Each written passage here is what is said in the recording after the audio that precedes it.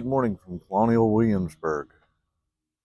We stand here this morning looking at the Peyton Randolph house, probably one of the most powerful men in the area at the time. A lot of people say that he could have been the first president of the United States if he would have lived to see the end of the revolution.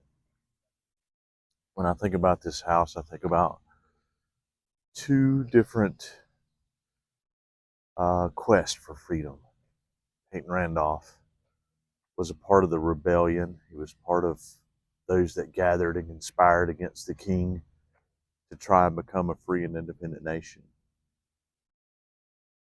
Randolph, along with others, was looking for freedom from the crown, freedom just to live life, not to pay unfair taxes, just to be able to live life in the way they see fit, to be able to be free from the Anglican church and worship however they feel. But inside this house, there was another form of freedom that was being sought. There was a man by the name of John. He was called a wait man. That's literally what he done, is he waited on Mr. Peyton Randolph to need anything.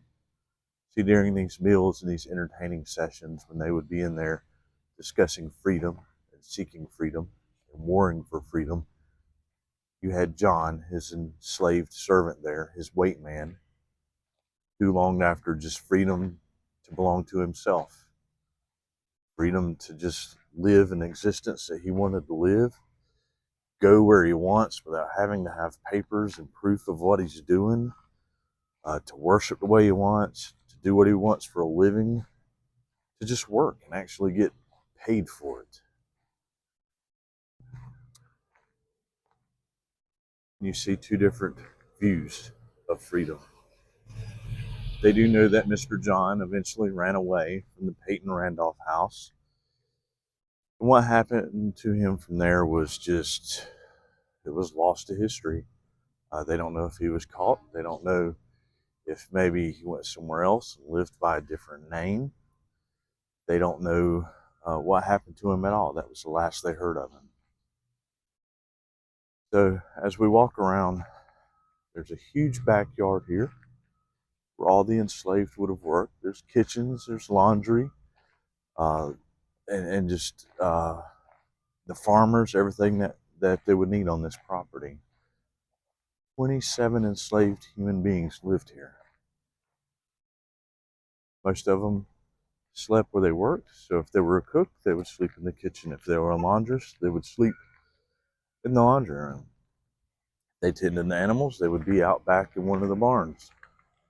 But 27 people in this rather small piece of property, I'm going to guess this is maybe an acre, a little more, something like that. They all worked here just to serve those that are in the house.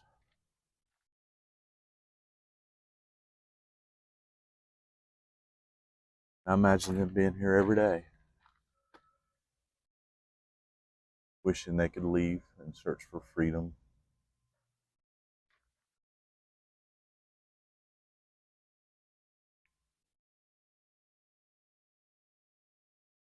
Coming to Colonial Williamsburg, the houses and the people are great to learn about. But if I were you, I'd keep in mind there's two kinds of people here looking for two different kinds of freedom. Again, one to be free of the crown, free of ridiculous taxes, free of ridiculous law, free of the Anglican church. And there was another that just wanted freedom to be oneself, to do what they want. Life, liberty, and the pursuit of happiness was not for them. It wasn't allowed for them.